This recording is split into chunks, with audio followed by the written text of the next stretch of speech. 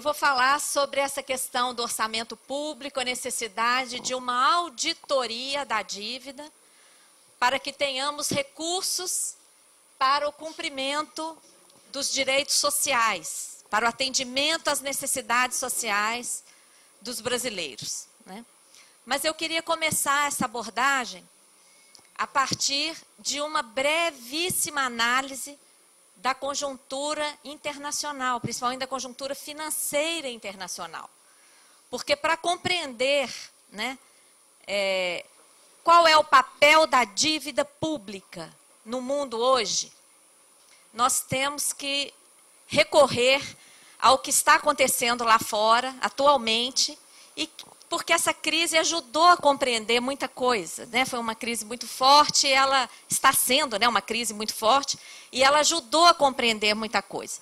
Então, eu vou começar a partir de uma breve conjuntura das finanças, né, internacionais, porque a crise está marcada por uma crise da dívida dos países mais ricos do mundo, e a partir daí a gente entra na análise da situação do endividamento brasileiro.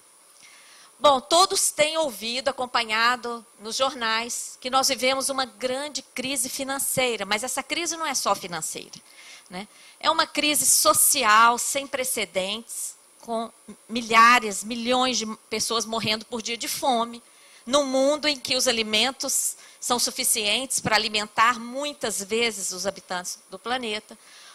Uma crise alimentar, porque os alimentos passaram a ser motivo de especulação nas bolsas, não é? Uma crise ambiental, agora é o próprio planeta que nos coloca a urgência de refletir sobre esse modelo econômico, que não tem limites para explorar as pessoas, para explorar as riquezas do planeta e tudo mais. E tudo isso é decorrente de uma crise de valores, porque se houvesse respeito pela natureza, respeito pelas pessoas, né? Respeito pelos outros seres que coabitam este planeta conosco, o mundo não estaria como está, né? Então, é uma crise de valores, e essa crise ela vem exacerbada por um grande poder de um ente chamado mercado. Quem é esse mercado, né? Nós vamos, durante a palestra, dar alguns dados que nos permitem identificar algumas coisas. E mais, um grande poder da mídia, principalmente da grande mídia, comandada por esse mesmo poder econômico, né? Um esgotamento do modelo capitalista. Porém, esse modelo capitalista não vai se dobrar, não vai se render e admitir que está esgotado. Ele vai procurar todas as formas possíveis e imaginárias de se reciclar e continuar com a acumulação. Tá atrapalhando. Tá, por favor. Acho que é só chegar a caixa um pouquinho para cá. Deu? Deu? Obrigada. Nesse debate, eu vou procurar concentrar na questão, no aspecto financeiro dessa crise, tá? Mas todo mundo já está aí consciente, né, ligado nos outros aspectos que nós temos que nos preocupar. O que pouco se fala da crise financeira é quais foram as causas dessa crise. Se vocês abrirem qualquer grande jornal hoje de economia, em qualquer parte do mundo, o jornal vai estar abordando a crise da dívida dos países, concorda? Todo mundo vai estar falando da crise da dívida. Mas essa crise não começou como uma crise da dívida, né? Só um aviso, eu vou deixar essa palestra aqui para vocês, então não precisa ficar muito preocupado em anotar, tá? Vai ficar aqui para vocês usarem, reproduzirem à vontade. A crise começou localizada no setor financeiro. Por quê? A partir de uma desregulamentação do funcionamento desse mercado financeiro. O que é essa desregulamentação?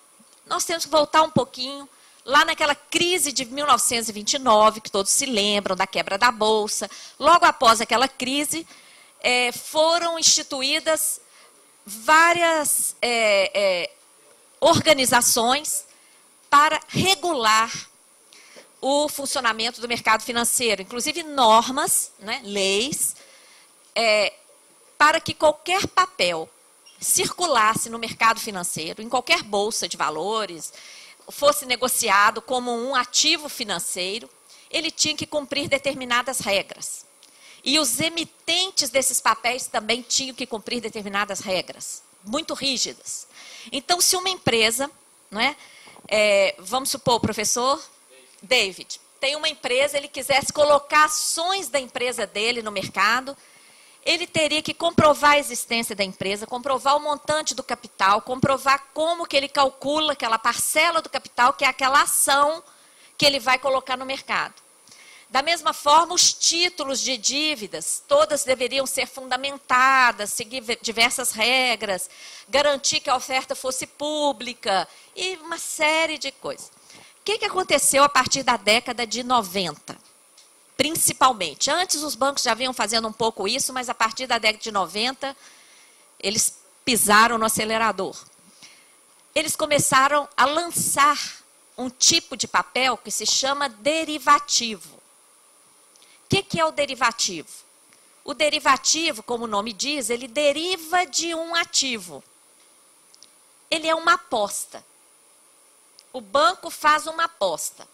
No início, como é que foi vendida essa ideia? O derivativo vai resguardar aqueles que fazem negócios futuros. Por exemplo, uma colheita. Um agricultor quer vender a sua colheita antecipadamente. Mas lá na frente, quando ele colher de verdade e ele for receber de verdade, o preço daquele alimento pode ter variado. A mesma coisa, um exportador ou importador. O câmbio pode ter variado lá no futuro, quando ele for efetivamente receber, tá certo? Então, inicialmente, o derivativo foi um papel financeiro criado pelos bancos para contrabalançar esta variação futura, tá? Até aí, até que é uma aposta, quer dizer, outra pessoa do outro lado poderia dizer, ele está vendendo por X, apostando que o câmbio vai cair, pois eu vou apostar que o câmbio vai subir, vai valorizar. Então, alguém vai ganhar e alguém vai perder. Até aí, não tem muito problema. O problema começa com a tal da alavancagem sobre esses derivativos. O que é a alavancagem? É a possibilidade de apostas em cima dessa aposta. E uma tremenda especulação que há pouco tempo, numa entrevista lá de um economista norte-americano, o repórter perguntou, mas qual é o limite para esses derivativos? E o economista banqueiro disse, coloque um espelho na frente do outro. Vocês já estudaram física, vocês sabem. O que acontece com um espelho na frente do outro? Leva ao infinito. Leva ao infinito. Então, são apostas para lá e para cá. Então, diante dessa desregulamentação, tá? Uma revogação de leis, etc., do mercado financeiro, os bancos inicialmente começaram a fazer essas apostas antes de revogar a lei. Depois eles pressionaram para revogar. Diante disso, hoje a estimativa de negócios com derivativos no mundo supera muitas vezes o PIB mundial. Então, uma tremenda bolha. Qual o respaldo dessa bolha? Qual o respaldo? Nenhum. São apostas. Só que essa bolha justificou a contabilização nos bancos, né, desses papéis. E eles usaram esse ativo furado, sem respaldo, sem lastro real, para fazer empréstimos, para fazer negócios. Isso levou os grandes bancos a correrem risco de quebra. E qual foi a decisão dos países ricos? Esses bancos são grandes demais para quebrar. Tem até livro com esse nome. Too big to fail. E Europa e Estados Unidos se endividaram para salvar os bancos, né? Esses bancos continuam abarrotados desses papéis podres, desses ativos tóxicos. E para que eles tenham como operar, foi autorizada a criação dos bad banks, dos bancos podres. Se vocês entrarem no Google com bad banks, vocês vão resgatar muita literatura interessante que não é divulgada. São verdadeiros armários. Existe hoje um verdadeiro mercado bancário, mercado financeiro paralelo, composto por esses bad banks e por esses ativos tóxicos. É fundamental compreender isso para compreender as verdadeiras razões da crise e compreender como nós precisamos nos defender, porque esse lixo, esses papéis podres, estão sendo transferidos para o Brasil. Né? Bom, eu gosto de deixar essa notícia porque ela prova que lá no início de 2009, logo depois do estouro da bolha, os países europeus não estavam em crise da dívida. Tá? Eles já tinham uma dívida elevada, mas como os juros lá eram infinitamente baixos, próximos de zero, eles não tinham muito problema com essa dívida. Essa notícia mostra que o salvamento dos bancos europeus poderá empurrar a União Europeia para uma crise. Não é? E foi o que aconteceu.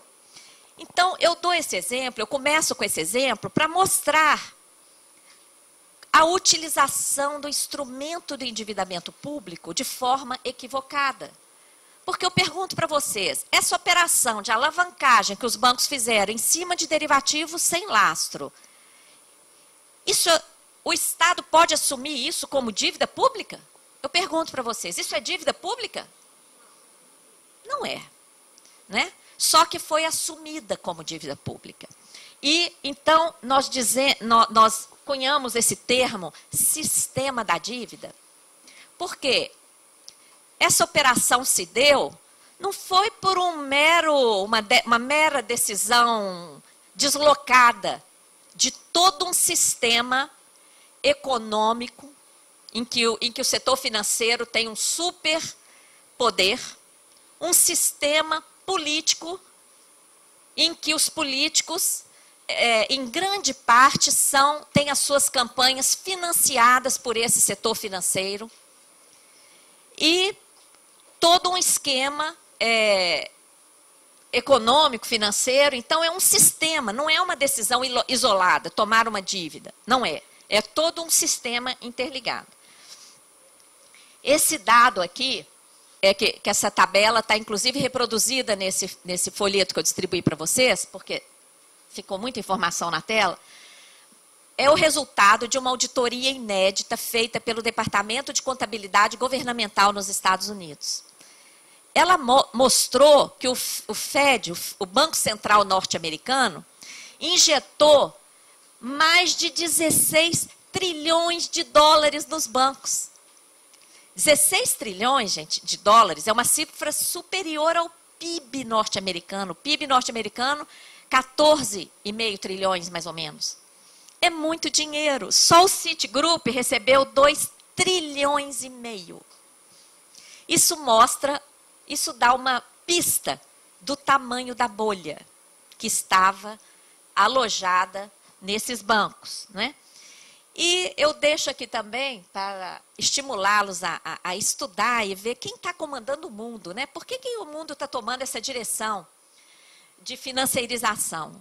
3 acadêmicos, o mais popular é o professor Battiston. Inclusive, se vocês entrarem no Google com Battiston 2011, vocês vão resgatar todo o estudo que ele fez com um grupo de estudantes. Eles pesquisaram nada menos que 43 mil maiores empresas. Ao investigar essas 43 mil maiores empresas, eles detectaram 1 milhão de ligações de propriedades. E foram segregando a pesquisa para encontrar quem controlava quem tinha o controle dessas grandes empresas. Encontraram que 75% do core, que é o coração, que é o núcleo dessas empresas, eram entidades financeiras. 75% da propriedade dessas eram 147 empresas nas mãos de empresas desse centro, desse núcleo. Pouco mais de 50 empresas do setor financeiro detém o controle desse núcleo. Então, são 50 empresas financeiras comandando os negócios no mundo. E quando a gente vai olhar o nome, vocês conseguem ler aqui? Ó, olha o segundo. E olha aí nessa lista. Estão todos nessa lista aí que receberam dinheiro. Então, vocês estão vendo? Quem está controlando os negócios no mundo estão aí nessa onda dos derivativos. E por isso é que eles colocam as principais nações do mundo de joelhos para injetar recursos. Agora, qual tem sido a consequência? Depois que essa crise financeira localizada nos bancos foi transferida e se transformou numa crise da dívida sem precedentes no continente europeu e nos Estados Unidos. Quais são as medidas adotadas? Medidas de austeridade fiscal. O que é isso? Corte de gastos sociais, congelamento e redução de salários, demissões em massa. Eu tive a oportunidade de ir à Grécia em maio do ano passado. O movimento mais atuante era o movimento das mulheres. Porque a primeira medida de austeridade foi demitir as mulheres. Porque isso aí permitiu duas economias, entre aspas. A primeira foi o fechamento de todas as creches. Se as mulheres não estão trabalhando, elas olham seus filhos. E a segunda foi a redução drástica dos serviços de assistência social. As mulheres não estão trabalhando, elas são muito caridosas, elas vão fazer o trabalho de assistência social de graça. Então, isso aí provocou uma revolta, né, dos movimentos feministas na Grécia, né? O ministro de Saúde da Grécia chegou a fazer um pronunciamento público diante do suicídio de jovens, desesperados, há meses e meses e meses sem emprego e sem esperança. E ainda sofrendo uma desmoralização inaceitável da grande mídia corrupta, financiada pelo setor financeiro, de que grego não gosta de trabalhar. Então, ainda humilhados, não é? Como fazem, né? Como gostam de fazer. É até bom falar isso, né? Em relação aos brasileiros, povinho. Que mané povinho? Né? Nós temos que parar com isso, né? Parar de contar de reproduzir essas coisas que são criadas para humilhar as pessoas e não encorajá-las para que elas assumam o poder cidadão que cada um tem, não é? E tudo mais. Mas, enfim, essas medidas de austeridade provocaram um drama social na Europa, uma tragédia, pessoas suicidando em praça pública, não é? Mas lá, muita reação popular. O povo está nas ruas, em todas as cidades, protestando. Mas está adiantando? As medidas estão sendo aprovadas. Agora, nós acabamos de assistir uma eleição na França e na Grécia, tentando mudar o rumo do dirigente, né? Vamos ver, vamos acompanhar. Muitas iniciativas populares, inclusive da Auditoria Cidadã. Ano passado, eu fui várias vezes convidada lá, inclusive para dar mini-cursos, para encorajar movimentos sociais a formar núcleos da Auditoria Cidadã, para investigar, porque eles sabem que essa crise não foi provocada por um recurso, um endividamento que o país recebeu. Isso foi outra... Eles não veem a contrapartida dessa dívida, mas eles não tinham a experiência de como investigar isso. Como o nosso movimento da Auditoria Cidadã já existe há 12 anos, né, nós estivemos lá dando a nossa contribuição, estimulando, encorajando, e hoje já tem comissões de auditoria na Grécia, na Irlanda, na Islândia, Portugal, França, Bélgica, Itália, Espanha, todos já estão se formando. Graças a Deus, o que é muito bom, né? Mostra que é a luta. E agora a gente quer ter esses lucros nos estados, né? Qual é o discurso das autoridades do FMI e do Banco Mundial, que eu tive a oportunidade de ouvir pessoalmente na última reunião da UNCTAD, que participei em novembro do ano passado? Eles dizem que o risco de contágio da crise europeia para os países em desenvolvimento já está dado. Eles já falam no risco de contágio como algo assim, que já está consumado.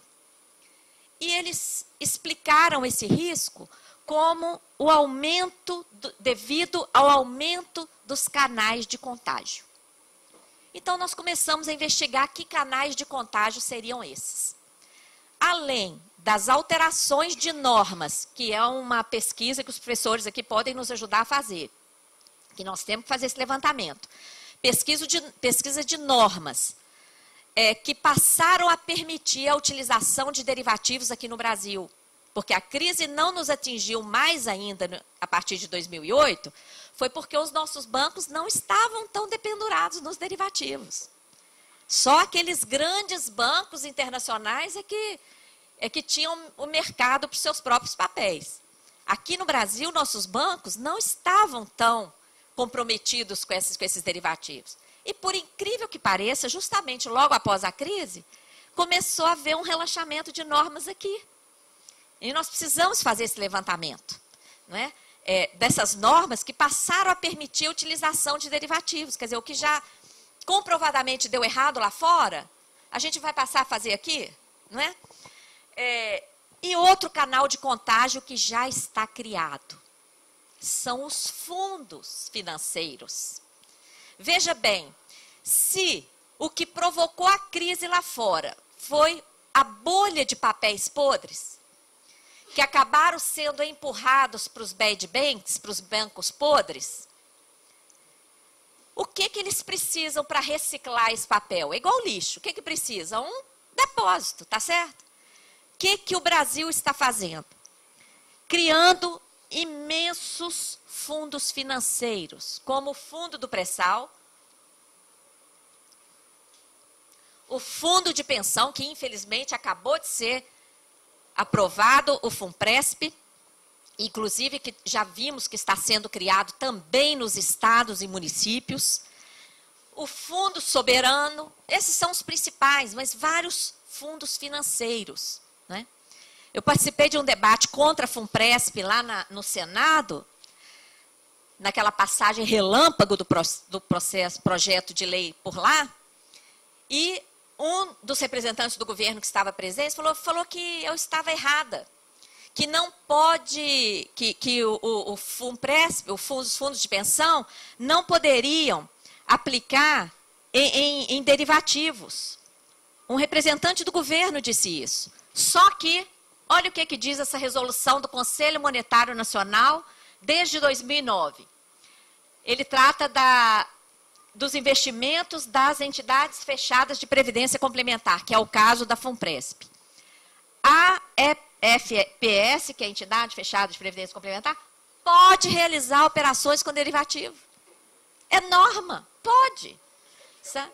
Então, vocês imaginem, principalmente considerando que a modalidade do FUNPRESP é de contribuição definida, ponto. Não fala, o benefício vai depender do mercado. O que vocês acham? O risco que nós estamos correndo de levarmos a nossa contribuição, o governo pagar a sua contribuição, porque está provado que o FUNPRESP vai aumentar o gasto governamental, e do final, era tudo papel podre. Não tem nada a pagar de aposentadoria para você, né? Outro risco, aliás, só uma curiosidade também relativa à questão do FUNPRESP. De onde vem essa proposta, né? Vem do Fundo Monetário Internacional. Nós encontramos uma carta de 98 que trata da criação de contas individuais para os participantes, tanto do setor privado como do setor público, e trata ainda de vários gatilhos automáticos serão embutidos para aumentar as alíquotas das contribuições em caso de desequilíbrios financeiros. O projeto de lei não colocou dessa forma, de gatilhos automáticos para aumentar a contribuição, porque talvez isso aí levantaria mais reações contrárias ao projeto. O que constou do projeto? A contribuição será revista sempre que é necessário. Mas é a mesma coisa, né? Para bom entendedor, né? Bom, nós sabemos das armadilhas do fundo de pensão que está quebrando no mundo inteiro, principalmente agora a partir da crise, quebrando em vários países na Argentina, né? Já tinha quebrado lá atrás, agora a Previdência Pública foi novamente estatizada na Argentina, nos Estados Unidos, na Europa, até a OCDE advertiu sobre o risco de quebra, né? Nós sabemos que previdência é sinônimo de segurança. Não tem nem lógica semântica colocar nossa previdência em aplicações de risco. Não é? Tem alguma coisa por trás disso, né? E em relação ao Fundo Social do Pré-Sal, grande propaganda tem sido feita em relação ao Fundo Social. Inclusive, isso aí serviu para acomodar um pouco as reações de ambientalistas em relação ao risco de exploração do pré-sal, né? Porque criaram esse fundo com a promessa de vir arrecadar trilhões e os recursos seriam investidos em educação, cultura, esporte, saúde, ciência e tecnologia, meio ambiente, mudanças contra as mudanças climáticas, quer dizer, tudo que todo mundo apoia. Porém, o que diz o artigo 50 da mesma lei? Os investimentos e aplicações do Fundo Social serão destinados preferencialmente a ativos no exterior. E quais são os ativos que estão abundantes no exterior? Os derivativos, os ativos tóxicos, podres, que estão lá nos bad banks. E o artigo 51, o que diz? Os recursos do Fundo Social para aplicação nos programas e projetos a que se refere o artigo 47, deverão, não é poderão não, deverão ser os resultantes do retorno do capital. Então, os bilhões que o Fundo Social vai acolher, a esses recursos reais, não irão direto para as áreas para as quais ele foi criado. Eles vão dar uma voltinha, vão se transformar em papéis e somente o rendimento desses papéis deverá ser aplicado, né, no fundo. Se houver, muito bem lembrado. Eu estou vendo pessoas de pé e tem cadeiras lá no fundo. Se o pessoal do fundo ajudar e mandar essas cadeiras que estão lá, pode botar mais cadeira aqui, ó. Senta ali. Enquanto isso, eu tomo água.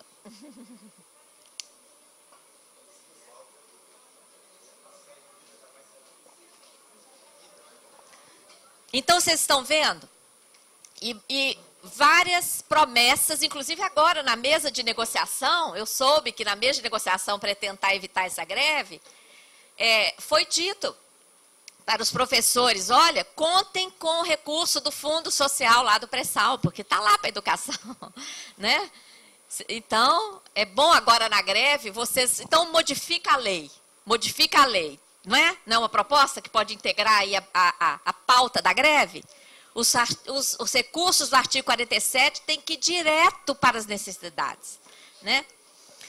Bom, por que é que nós temos que procurar saber que dívida é essa que está absorvendo tantos recursos, inclusive no nosso país? O Brasil é um paradoxo, né? O Brasil não é qualquer país. O Brasil, apesar de 512 anos de espoliação de nossas riquezas, ainda é, atualmente, o 6º país mais rico do mundo, né? Riqueza, não só riquezas naturais, né? Ontem, até no debate à noite, foi levantada a riqueza do povo brasileiro, a solidariedade do brasileiro, a riqueza interior que o brasileiro tem, que é um povo não chegado a guerras, né? É um povo, ao contrário, amigável por natureza, né? Ele bateu o olho na pessoa, já virou amigo, não é assim? E, enfim, falamos a mesma língua. Olha a riqueza. Gente, eu estive na Bélgica em dezembro. Uma dificuldade para organizar um debate assim. Um país minúsculo, 4 línguas, as pessoas não se comunicam. E é outra índole. Já sabe que é da outra região, já olha, já é inimigo, é o contrário, Já começa a brigar. Né? Então, essa nossa riqueza, não é?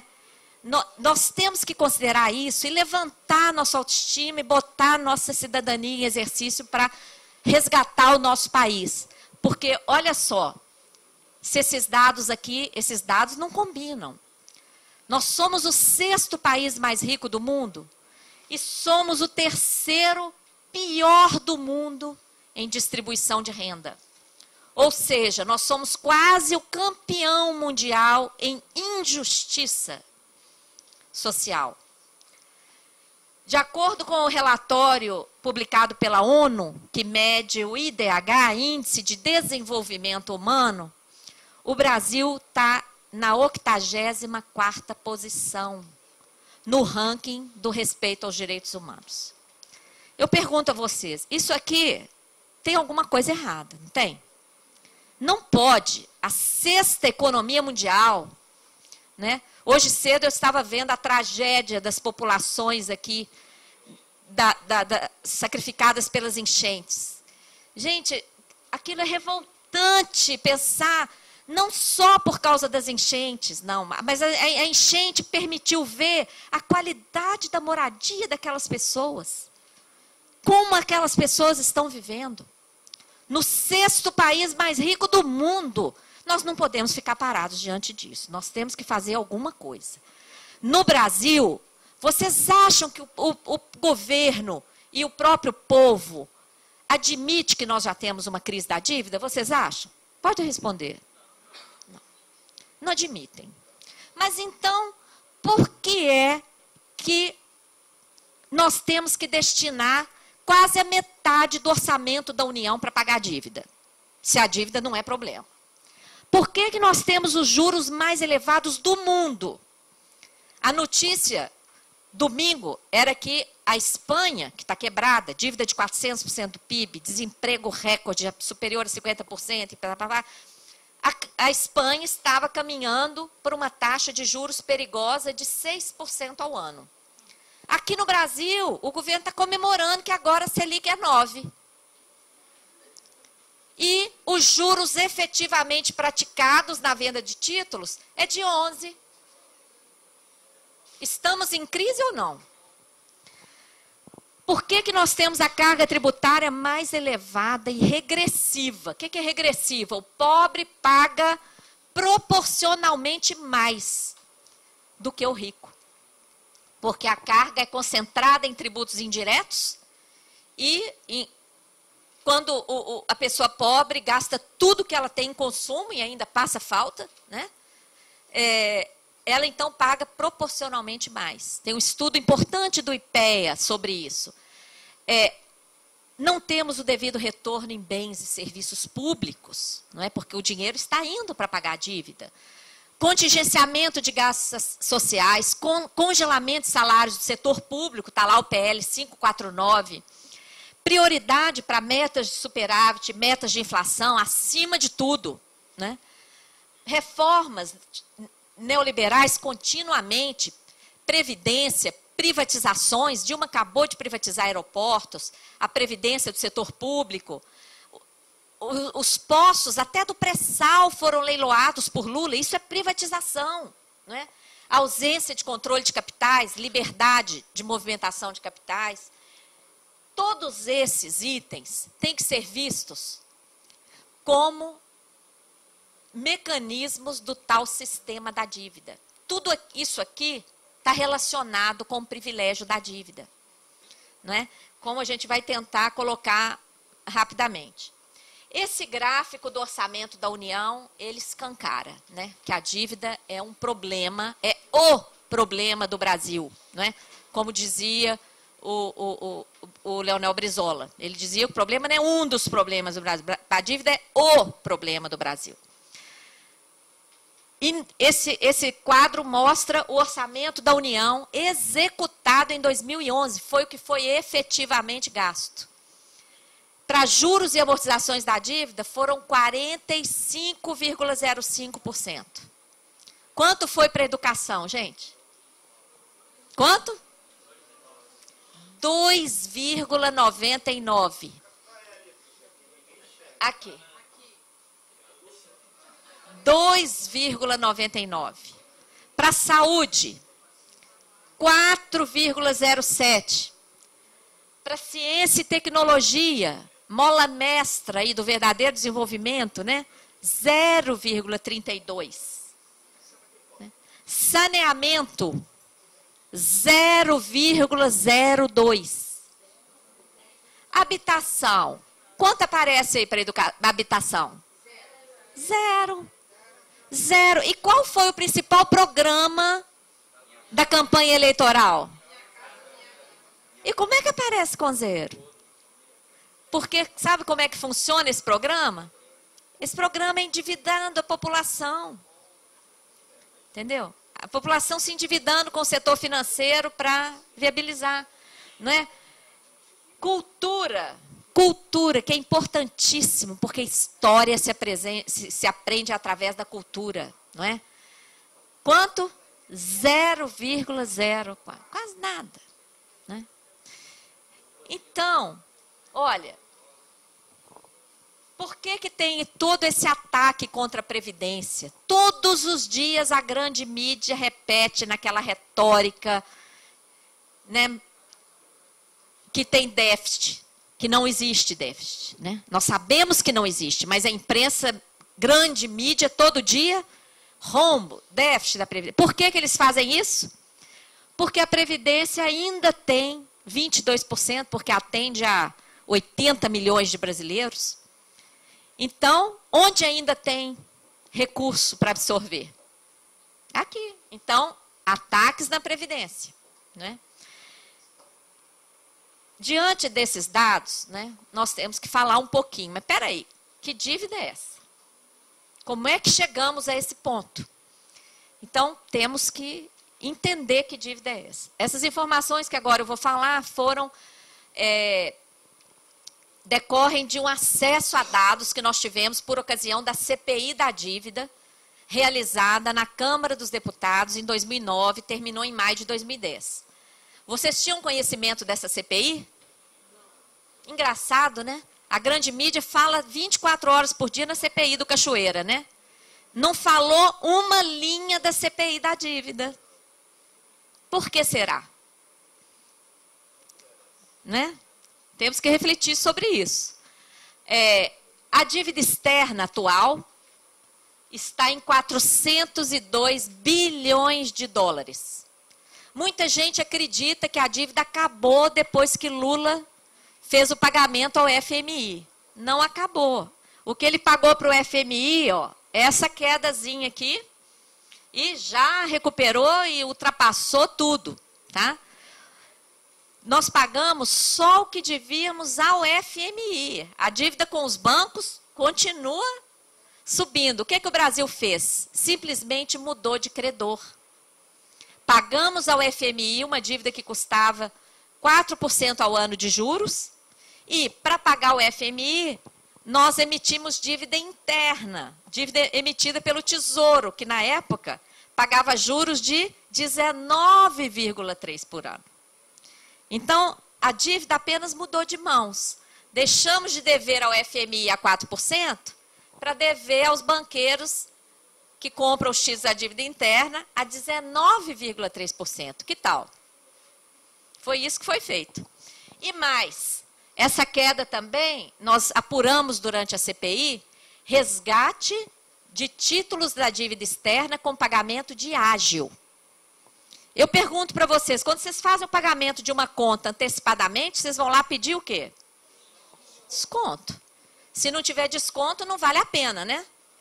Pois desde 2004 o Brasil está fazendo resgate, desde 2005, resgate antecipado com pagamento de ágio que chegou, sabe a quanto? 70% do valor nominal. Na época da CPI, isso foi questionado. E qual a resposta? Hoje, a dívida pública é administrada pelo tal do benchmark. Benchmark. Sabe o que é isso?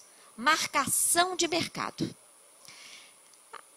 A marcação de mercado tem lá, um dos itens, é a expectativa do credor. E a gente não pode frustrar o credor, né? Então, o título da dívida externa era em dólar, o dólar caiu, para cumprir o benchmark e a expectativa do credor, o Brasil pagou a diferença em ágio, que tal?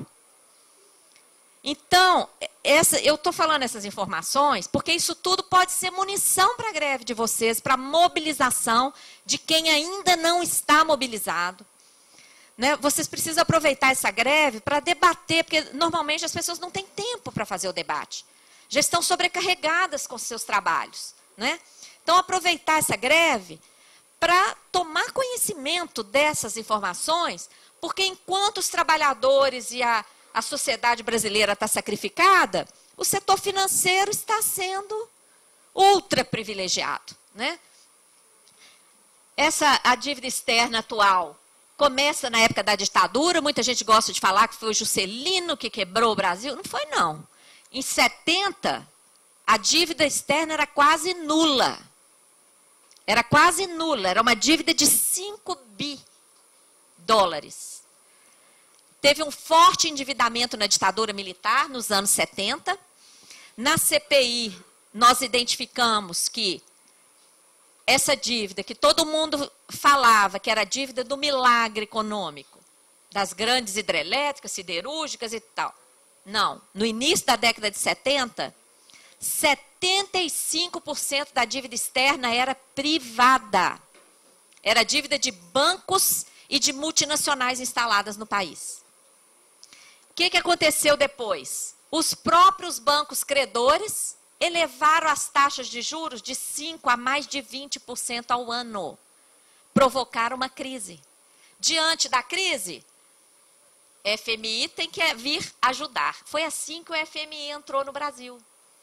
Uma crise provocada pelos próprios bancos que antes haviam emprestado, haviam seduzido o país a assumir empréstimos. Tá?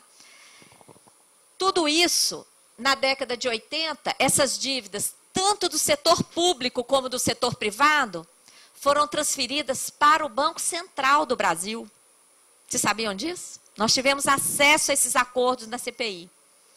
E depois, isso significou uma estatização de dívidas privadas. A década de 80 ela é conhecida como a década perdida, porque essa crise, toda essa transferência de dívidas para o setor público, junto com a interferência do FMI aqui, amarrou o nosso país, não é? Há uma suspeita de que essa dívida externa tenha prescrito em 92. Isso é um capítulo que ainda tem que ser investigado. Uma comissão, na época, quem participava dessa comissão, Armínio Fraga, que lá na frente virou presidente do Banco Central, Murilo Portugal, que lá na frente virou secretário do Tesouro, depois virou diretor do FMI, agora é presidente da FEBRABAN. E participava Pedro Malan, que depois foi ministro da Fazenda.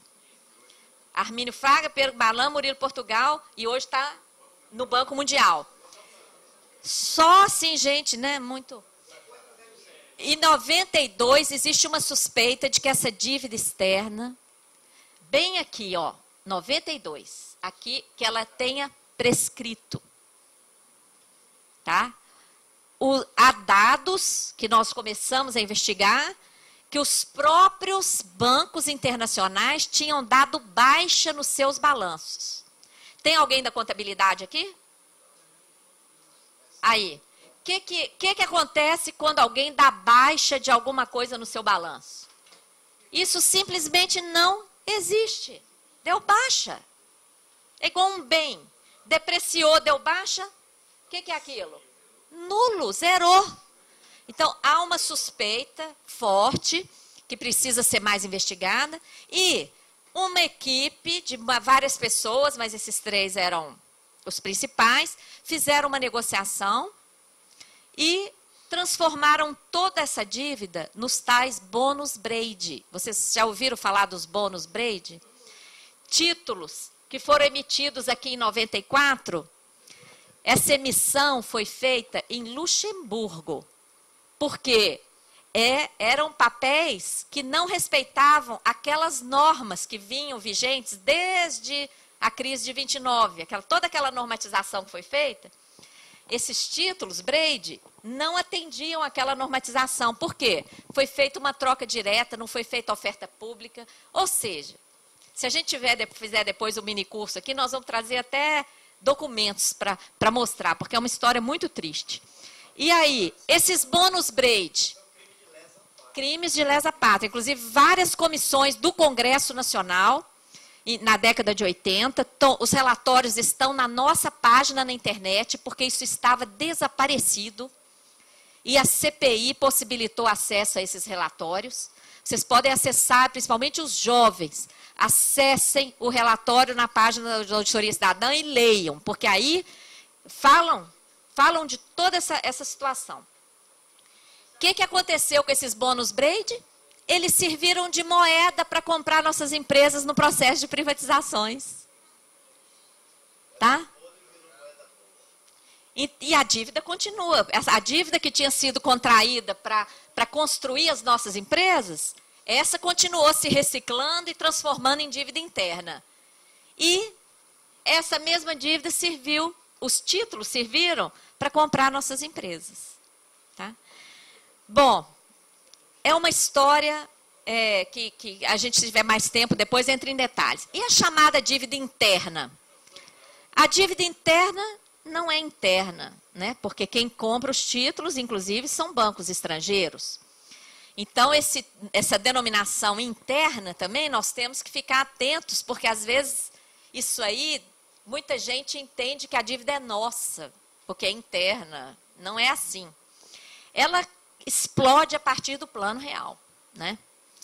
E é uma dívida que nós tentamos pesquisar a contrapartida dela. Tem cadeira aqui, ó. A contrapartida dela, e a contrapartida são mecanismos meramente financeiros, é juros sobre juros, sem contrapartida real.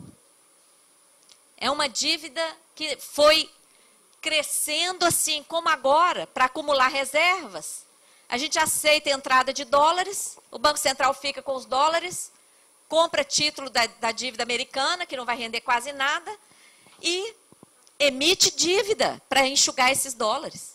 Ora, isso, mais uma vez, não pode ser considerado dívida pública.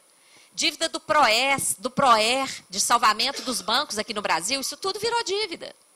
Tá? Então, nós temos que investigar, porque a dívida interna já supera 2,5 trilhões. 2,5 trilhões de reais. Bom, aqui uma informação recente. Vocês estão vendo a grande propaganda que a Selic caiu para 9%. Só que a gente acompanha, nós entramos lá no site do Tesouro e verificamos por quanto que os títulos estão realmente sendo leiloados.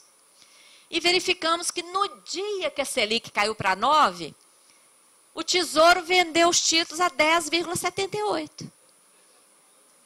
20% acima. O que você acha? O seu salário é 5 mil? Não, vou te pagar 20% a mais. Que tal?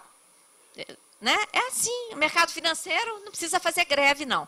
Aliás, tem um artigo lá na nossa página, viu? Que eu publiquei há pouco tempo, escrito assim, corrupto não faz greve.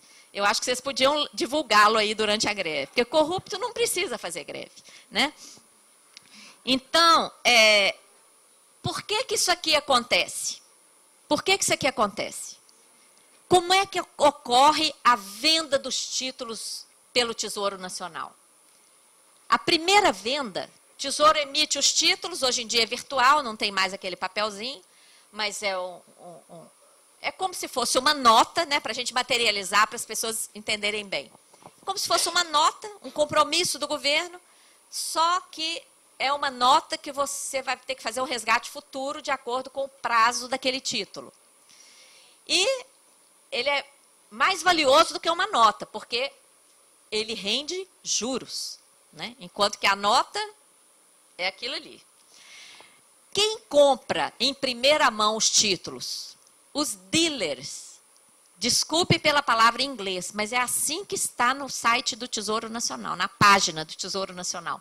São os dealers, as instituições credenciadas a operar com a CODIP e com o DEMAB. O que é isso?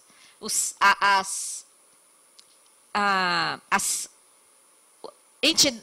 setores do Tesouro Nacional e do Banco Central que vendem os títulos. No período de fevereiro a julho de 2012, são esses aqui, ó. Vocês conseguem ler aí? Bradesco, BTG, Citibank, Morgan. Olha só.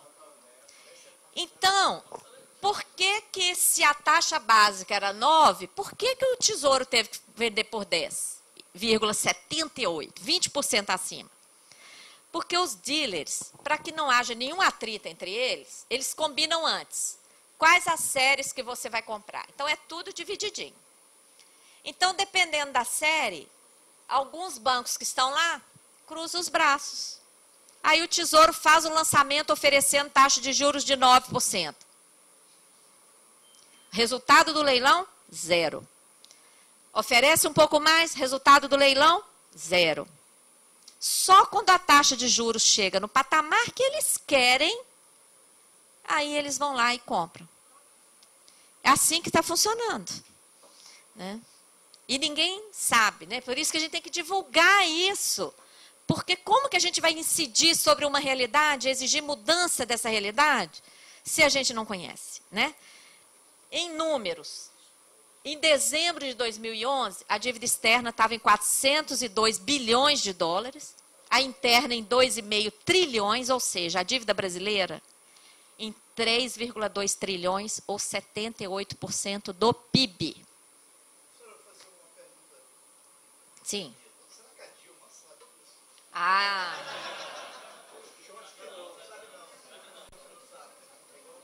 Olha, eu espero que ela saiba. Agora, nós temos que estar atentos para os artifícios criados para divulgar esses números. Primeiro, a dívida líquida. Quando vocês forem ler agora as notícias nas revistas, nos jornais, e estiver falando dívida tantos por cento do PIB, se vocês lerem algo em torno de 30 e poucos por cento do PIB, 34 por aí, não vão dizer que a Maria Lúcia estava errada, não. Olhem se o que está falando lá não é dívida líquida. O que é dívida líquida? Vocês entendem o que é dívida líquida? Dívida líquida é uma jabuticaba, só existe no Brasil. Nenhum país do mundo calcula dívida líquida e divulga dívida líquida. Por quê? Não tem nenhum sentido lógico. É a mesma coisa que eu assumi uma dívida aqui com o professor David, né? Eu assumi uma dívida com o professor David aqui de 100 mil reais. Ele me emprestou. Aí eu vou falar que não... Minha dívida não é 100 mil, minha dívida é 40 mil. Porque eu tenho um lote lá em Minas que vale 60 mil. Ué, qual o sentido? A não ser que eu venda o lote lá e pague a ele, aí eu posso falar que a minha dívida é 40 mil. Agora, vocês entenderam o que é dívida líquida? Pego algum crédito e considero, então eu vou falar, não, minha dívida não é 100 mil, minha dívida é 40.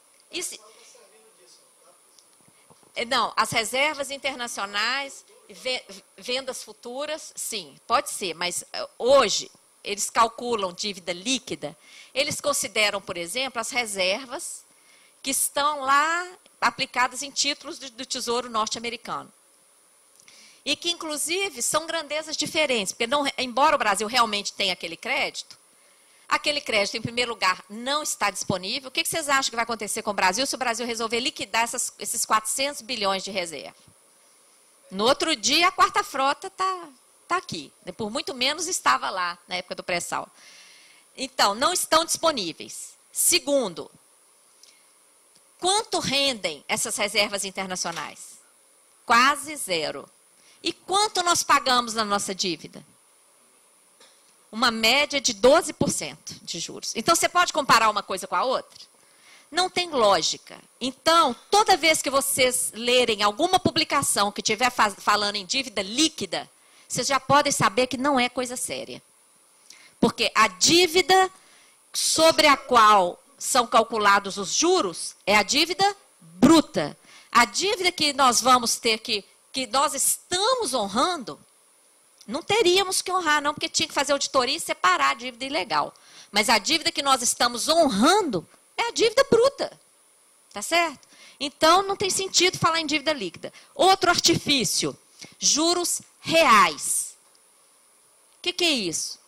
Retiram dos juros nominais, que são os juros totais que a gente paga, retiram a parcela da atualização calculada pelo IGPM. O que é o IGPM? Índice calculado pela Fundação Getúlio Vargas, uma instituição privada. E significa, que índice é esse? Não é o índice de inflação. O índice de inflação medida efetivamente ocorrida é o IPCA, calculado pelo IBGE, inclusive utilizado pelo Banco Central. O IGP, calculado pela Fundação Getúlio Vargas, ele mede a expectativa de inflação.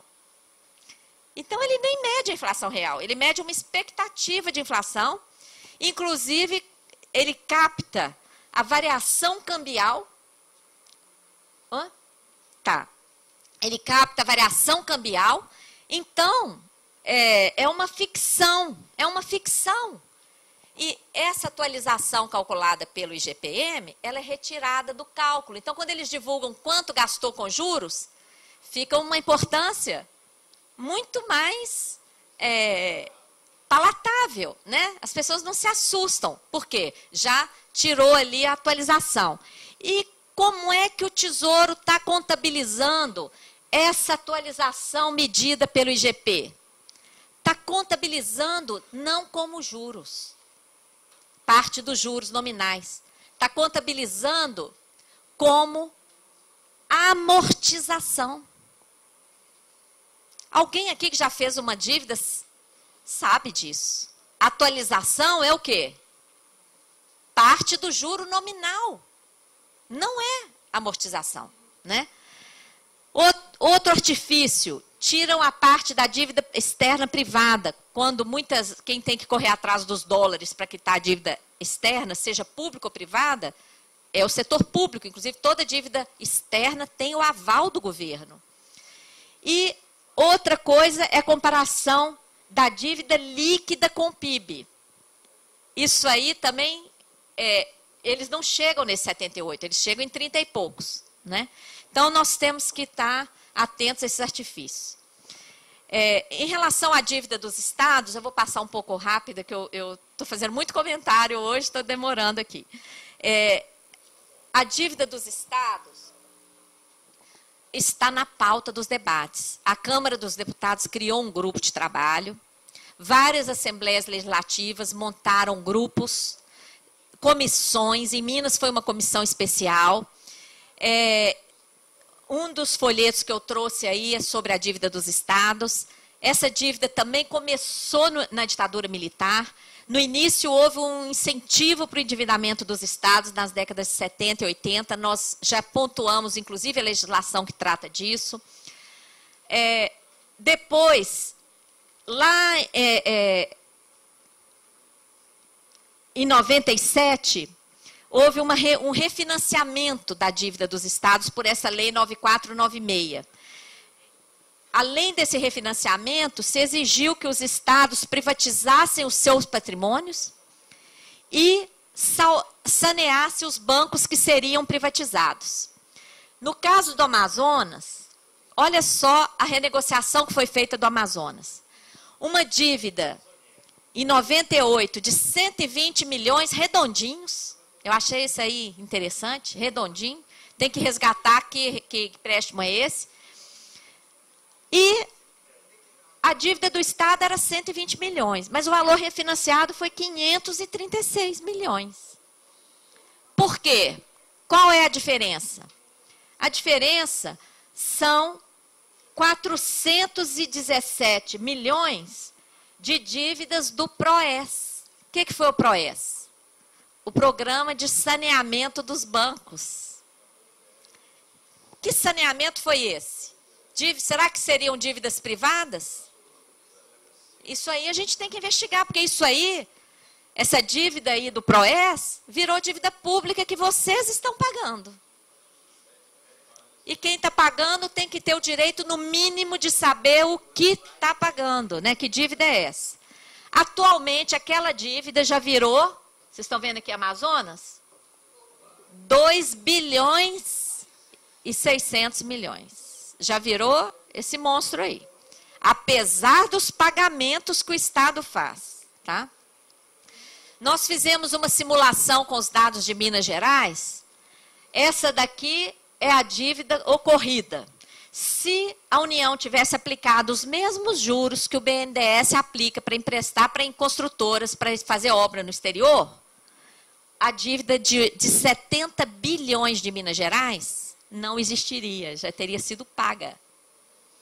Isso aí é para vocês terem uma ideia das condições desse refinanciamento, né, que não vai dar para entrar em detalhe aqui. Mas eu fico à disposição, uma parte está aí nesse panfleto que a gente distribuiu. Qual o perfil da dívida dos estados? 95% da dívida dos estados é referente à dívida refinanciada pela União. Mas nós temos verificado um aumento assustador dos empréstimos do Banco Mundial. O Banco Mundial está entrando nos estados, nesse período em que o dólar estava baixo. Os estados se endividaram com o Banco Mundial e agora o dólar já começou a subir, né? E nós detectamos assessoria do Banco Mundial para a criação de fundos de pensão nos estados. 23 estados manifestaram interesse, o recurso já foi liberado para 18 estados. O que isso aí vai possibilitar, gente? Criação daqueles fundos financeiros nos estados, transferindo a crise para o interior do país. Tá? Tem que estar de olho nisso aí. Bom, está tendo uma grande mobilização em torno da dívida dos estados. E é importante que aqui vocês procurem saber também, porque ó, até a UNALE, a União Nacional das Assembleias Legislativas, está envolvendo.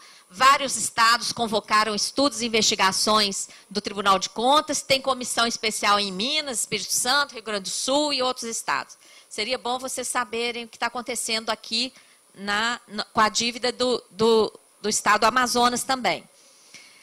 Bom, nós falando assim sobre endividamento, nós precisamos detectar como esse sistema opera, né? Nós já falamos que no modelo econômico, no sistema legal, político, ele usa também a corrupção, claro, não é? Como é que consegue operar e a grande mídia, né, para exercer essa dominação. Em termos de poder econômico, a gente visualiza um poder exacerbado dos bancos privados e do FMI, uma financeirização total da economia, tudo agora é baseado em fundos, em papéis. O setor financeiro provoca as próprias crises, não é? E depois, ele que sai beneficiado das crises, o povo paga a conta, né? Foi assim na década de 80 aqui no nosso continente, agora está sendo assim na Europa, nos Estados Unidos, né? Uma liberdade total para os fluxos de capitais, com direito a sigilo e acesso a paraísos fiscais, onde os lucros desaparecem, os registros desaparecem, não é?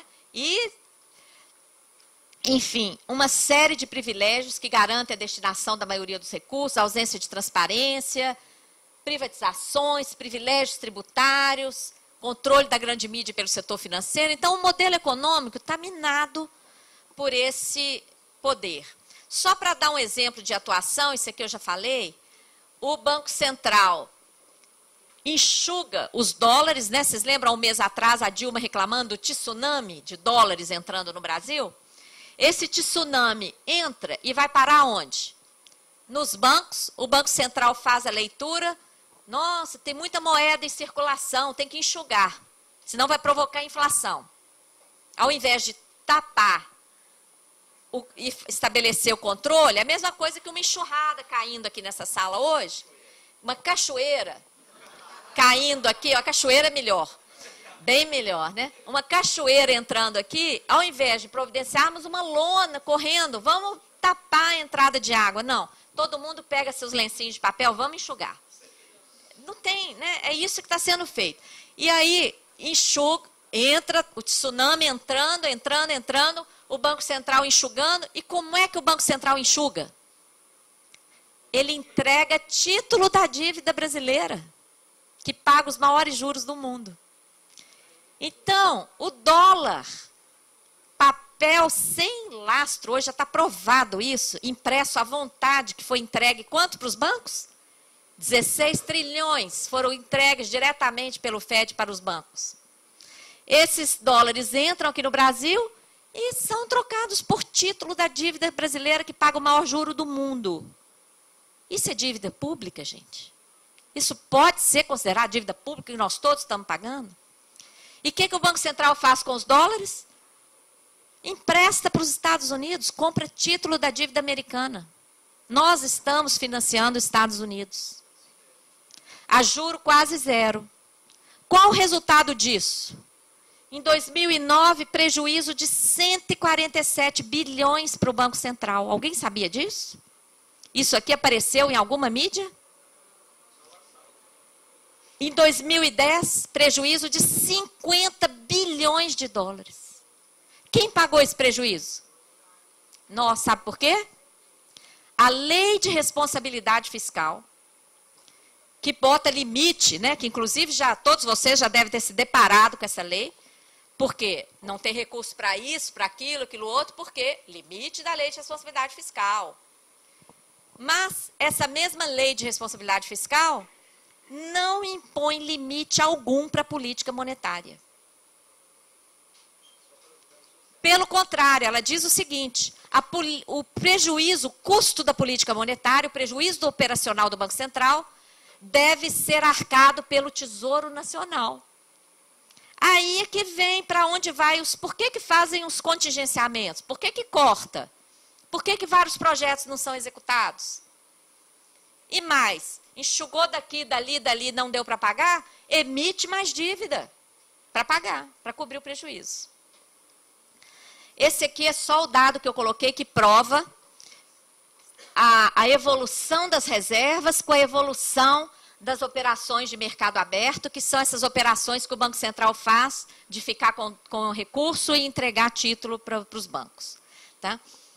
Como opera esse sistema no aspecto legal? Desde a Constituição Federal, os privilégios já estão instalados. O artigo 166 da Constituição diz o seguinte, qualquer projeto para ser executado tem que indicar a fonte do recurso. Pode ser o mais prioritário e justificável do mundo, tem que indicar de onde vai tirar os recursos, exceto a dívida. Essa exceção para a dívida, né, é objeto de uma denúncia feita por professores também e então assessores do Senado, num artigo que chama Anatomia de uma Fraude à Constituição. Ele é acessível na internet, está inclusive na página da UNB. Vale a pena estudá-lo. O privilégio continua na LDO, que parte da elaboração do superávit. Na lei de responsabilidade, já falei, que estabelece limite para os gastos públicos. Não é crime deixar as crianças sem escola, sem acesso a atendimento médico, mas é crime não pagar a dívida. Isso é que essa lei diz. Outras fontes não tributárias, o lucro das estatais distribuído aos governos, por exemplo, o lucro do Banco do Brasil, o lucro da Petrobras, de todas as empresas que ainda são públicas, na parte pública delas, vai para pagar dívida. E a desvinculação de recursos específicos, a partir de 2008, essas medidas provisórias 435 e 450 permitiram que todo recurso ali financeiro, orçamentário, não gasto, passa o rodo no fim do ano e vai para dívida. Então, é uma série de privilégios que garantem. Por outro lado, nós temos aí o contingenciamento recorde em 2011, a prorrogação da DRU, né? O que é a DRU? Desvinculação das receitas da União, aquelas receitas que são constitucionalmente vinculadas, aprovam lei para desvincular, para pagar dívida. Arroxo de gastos sociais em 2012 e um contingenciamento de 55 bi, negativa de reajustes salariais, Emenda 29, não é? Os vetos da presidente, com a justificativa de dificuldade fiscal. O Plano Nacional de Educação recusa em aumentar o 10% do PIB, não tem recurso para isso. O 1992, a privatização da Previdência, a privatização de hospitais universitários, congelamento e etc. Né? Então, a gente vê que é uma estrutura legal que garante tudo para a dívida e que é cumprida à risca, e uma estrutura legal que tira tudo da sociedade. O sistema da dívida também opera no campo político. Nós identificamos que essa atrocidade começou na época da ditadura. Isso não foi privilégio do Brasil. Foi uma situação geográfica mesmo, geopolítica. A ditadura serviu para a entrada da dominação financeira no nosso continente. Agora, na Europa, nós estamos vendo a tecnocracia tomar lugar de dirigentes na Grécia, né, antes das eleições. O ministro grego anterior, quando ele falou em plebiscito, o que aconteceu com ele? Tiraram e botaram uma pessoa do Goldman Sachs, do banco Goldman Sachs. Né? Na Itália, a mesma coisa. Né? Enfim, resumidamente, existe uma estratégia de manutenção do poder de acumulação capitalista. Como é que essa estratégia funciona? Ao mesmo tempo que garante lucros para o alto setor empresarial e financeiro, que financia campanhas eleitorais e financia a corrupção, porque, afinal de contas, quem financia a corrupção? Quem, né? Só se fala de corruptos, mas quem financia? Né? O extremo poder da mídia ligado ao grande capital, porém, uma ilusória distribuição de riqueza para manter o povão anestesiado. Como é que isso funciona no nosso país? Com Bolsa Família, com pífios reajustes para o salário mínimo, com acesso a produtos baratos, né? Quem nunca conseguiu ter um liquidificador, agora tem, acha que a vida melhorou muito. Acesso a créditos e financiamentos. Está todo mundo endividado, não é? Todo mundo endividado, a plateia fica alvoroçada. Quem ganha e quem perde. É isso aí. Bom, quem ganha e quem perde com essa estratégia, né? Vamos ver quem ganha e quem perde. De um lado, os banqueiros, do outro lado, os trabalhadores, né? Bom, enquanto aquele outro gráfico mostra o retrato do orçamento da União em 2011, esse gráfico aqui mostra a evolução dos gastos desde o Plano Real, desde 95. Vocês estão vendo a linha azul aqui embaixo, educação e cultura? Dá para ver? Ó, quase não variou. Olha aqui, saúde e saneamento. Pessoal e encargos. Ó, aqui estão os salários e os encargos. Previdência e assistência social. E a dívida? Eu tinha que crescer mais para. Olha só. Agora, olha que interessante. Qual foi a grande propaganda do Plano Real, inclusive que justificou aquelas medidas que levaram a quebra de indústrias aqui no Brasil e tudo mais, porque não podia reajustar preço. O que era? Não tem inflação, não pode reajustar, certo? Mas a dívida continuou com privilégio de reajuste, olha aqui. Reajuste com base no IGPM. Daquele índice lá, fictício, porque é expectativa de inflação. Pois é, tá? Só de juros nós estamos pagando 1 bi por dia. Vocês conseguem visualizar quanto que é 1 bi? Eu vou tornar a dar o exemplo de ontem. Uma aluna que me ajudou com essa visualização. Ela disse, a gente consegue imaginar um apartamento de 1 milhão, né? Desses bárbaros com varanda, 1 milhão. Na Ponta Negra.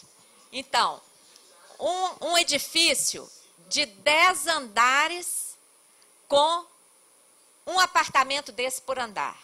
dá 10 milhões, certo? Para ter 1 bi, eu tenho que ter 100 edifícios desse.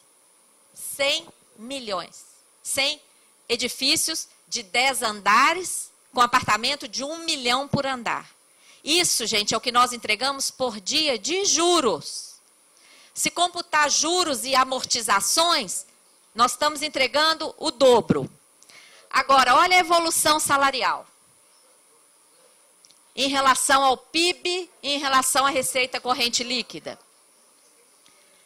Bom, também no modelo tributário, privilégios para o andar de cima e injustiças para os trabalhadores. Um desrespeito aos direitos humanos. Como é que está a saúde pública no país, com filas, mortes sem atendimento, insuficiência de leitos, a educação com a ausência de políticas educacionais efetivas, salários irrisórios, déficit habitacional, 8 milhões de moradias, além de 11 milhões de domicílios inadequados, né? Pobreza, tanto é que a presidenta lançou um programa, Brasil Sem Pobreza, né? Oi? Agora é outro, né? Fome, o Brasil, gente, que exporta alimentos, nós temos 10 milhões de famintos, analfabetos funcionais, uma estatística inaceitável, 20% dos brasileiros não conseguem compreender um texto. Taxa de desemprego, porque apesar de existir vagas, não existe profissional formado para assumi-las, né? Então, uma situação inaceitável para a 6ª potência mundial. Diante disso, nós temos que rever essa situação, evidenciar que o verdadeiro rombo das contas públicas não é a previdência, não é o servidor, é a dívida. Uma dívida que nunca foi auditada. Quando o Fernando Henrique assumiu, a dívida, somando a interna com a externa, dava uns 200 bilhões de reais. 200 bilhões. Fernando Henrique pagou 2 trilhões e ainda privatizou 70% do parque brasileiro. Lula pagou 4,7 trilhões e também continuou privatizando. Então, não dá para entender. Uma dívida de 200 bilhões. Em 16 anos, pagamos 6,8 trilhões. E agora a dívida ainda está em 3 trilhões? É uma máquina. É uma máquina. E se os cidadãos brasileiros não se importarem, se a gente continuar se distraindo com que a grande mídia nos bombardeia, o que vai acontecer? Isso vai continuar acontecendo, porque para eles está bom demais, concordam? O Equador deu uma lição de soberania ao mundo. Em 2007, o presidente do Equador criou uma comissão para fazer a auditoria da dívida, oficial, a partir de um decreto presidencial. Eu tive a honra de ser nomeada nesse decreto. Fui uma das estrangeiras que ajudou nesse processo lá. A partir do nosso relatório, ele submeteu o nosso trabalho a crivo jurídico, teve o respaldo. Ele, então, em 2009, fez uma proposta soberana de reconhecer no máximo 30% do valor daqueles títulos. Qual o resultado? 95% dos detentores, eram esses 2 tipos de títulos aqui, ó, bônus 2012 e 2030. 95% dos detentores aceitaram a proposta. Ninguém entrou na justiça contra o Equador. Isso aqui significou anulação de 70% dessa dívida. E um alívio de 7,7 bilhões de dólares para o Equador, que os recursos estão sendo aplicados em saúde e educação. Essa atitude demonstrou que é possível. Ano passado, nós estávamos no seminário no Equador, o presidente nos chamou no palácio para fazer uma reunião, para nos agradecer pessoalmente. Disse, olha, graças ao trabalho, no Equador não tem hoje uma cidade em que não tenha um hospital ou uma escola em construção ou reforma. Rafael Correia. E aí, vocês veem que é possível. Enquanto o mercado Enquanto o mercado acatou isso aqui, o Brasil estava aí, resgatando com ágio, né? Bom, a dívida tem impedido os direitos humanos no Brasil. O que nós queremos são respostas simples. De onde veio essa dívida? Quanto tomamos emprestado e quanto já pagamos? Quem contraiu os empréstimos? Onde foram aplicados os recursos? Quem se beneficiou? Né? A única coisa que a gente sabe é que a gente está pagando a conta. A gente não sabe de mais nada. Né? A auditoria está prevista na Constituição Federal. Até hoje não foi realizada. Em 2000 nós fizemos um plebiscito. Muitos aqui devem ter participado. Desse plebiscito, nós entregamos os resultados no Executivo, Legislativo, Judiciário em Brasília. O que aconteceu? Mas aí nós criamos a auditoria cidadã. Cidadã feita por nós cidadãos, para os cidadãos, a partir do esforço de trabalho voluntário, que vai colhendo apoios aqui e ali e resistindo. Todos os nossos trabalhos são publicados na nossa página, abertos. Uma das principais conquistas da nossa luta aqui no Brasil foi a CPI da dívida, que essa não teve, né? Não foi bombardeada pela mídia, né? Ela foi criada em 2008, dezembro, instalada em 2009, iniciativa do Ivan Valente, do PSOL de São Paulo, identificou graves indícios de ilegalidades. Agora, tudo isso está no Ministério Público e nós precisamos da participação social para empurrar e exigir essa apuração. A CPI possibilitou também ampla mobilização social, inclusive o Andes participou de todas as audiências públicas em Brasília. Um agradecimento ao Andes, viu? Porque a CPI terminou com 2 relatórios. Um que a gente chama de relatório pizza, feita pelo relator, que era o deputado Pedro Novaes, do PMDB do Maranhão, que depois foi ministro do Turismo, e vocês viram como que ele saiu. E o outro relatório do Ivan Valente. Vocês conhecem a conjuntura política na Câmara, pois o relatório do Pedro Novaes recebeu apenas 8 votos, e o relatório do Ivan Valente teve 8 assinaturas. Naquela conjuntura política da Câmara, isso significa uma tremenda vitória, obtida a partir da força da participação dos movimentos sociais que apoiam a auditoria cidadã, que mostraram que a gente não estava sozinho. Não vai dar para falar de tudo que a CPI apurou, aliás, eu já falei muita coisa durante a exposição, mas apenas isso aqui, porque toda vez que um grupo começa a lidar com a questão da dívida, eles falam, ih, vocês vão mexer com a dívida interna é a nossa poupança. Não é. A dívida interna está nas mãos dos bancos nacionais e estrangeiros. Na época da CPI, nem o requerimento que pedia a nominação dos detentores da dívida chegou a ser aprovado. Vamos ver agora com a lei da transparência se a gente consegue isso. Mas o que a gente conseguiu foi, em termos globais, assim, os detentores, bancos nacionais e estrangeiros tinham 55%, isso lá em abril de 2010. Fundos de pensão nacionais e estrangeiros e fundos de investimento nacionais e estrangeiros, 16, 21. Não financeiras, só 8%. Tá? Então, são os bancos que detêm esses títulos, aliás, até porque eles são super rentáveis, eles não vão abrir mão dessa oportunidade. Né? Bom, para concluir, o instrumento do endividamento público foi usurpado pelo setor financeiro. Tá? A nação está submissa aos interesses do mercado, os dealers, que colocam de joelhos mesmo. Né? Metade dos recursos orçamentários sendo transferidos para o pagamento da dívida. As consequências, um sacrifício social, exclusão, miséria e, lógico, violência. Né? Hoje, o professor, cadê ele? Abriu aqui. Alcimar abriu aqui falando da violência. Muitas pessoas estão sendo empurradas para a violência por causa das injustiças sociais. Né? Um terrorismo da grande mídia de que não há outro caminho. Fazem parecer difícil com essa massa retórica enganosa de desinformação para que nós acreditemos que é impossível. mudar os rumos. Vocês acham que é impossível? Claro que não é. Claro que não é. E não é tão difícil, né? Como é que nós vamos... Nós temos que traçar uma estratégia, né? Afinal de contas, o nosso inimigo está comandando o mundo, né?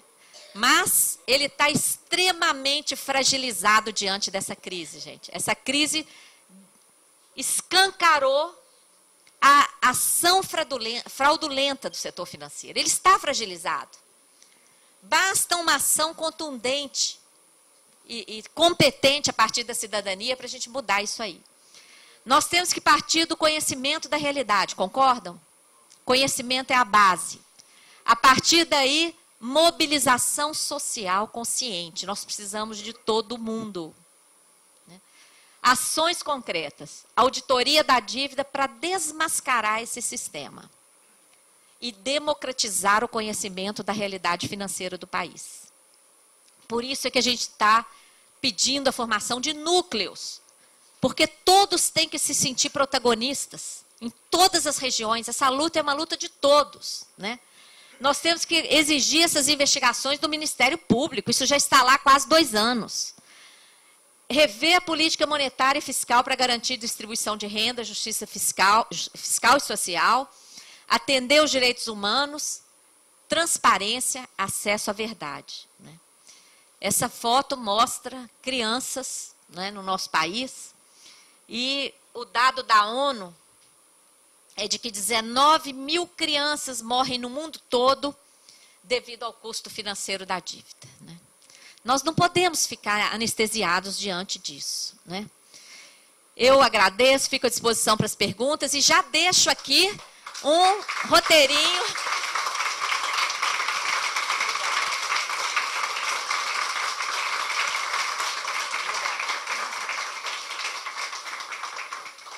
E já deixo aqui algumas pistas para a organização do núcleo.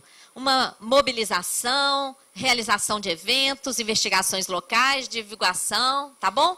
Já está aqui. Conto com vocês, hein? Obrigada.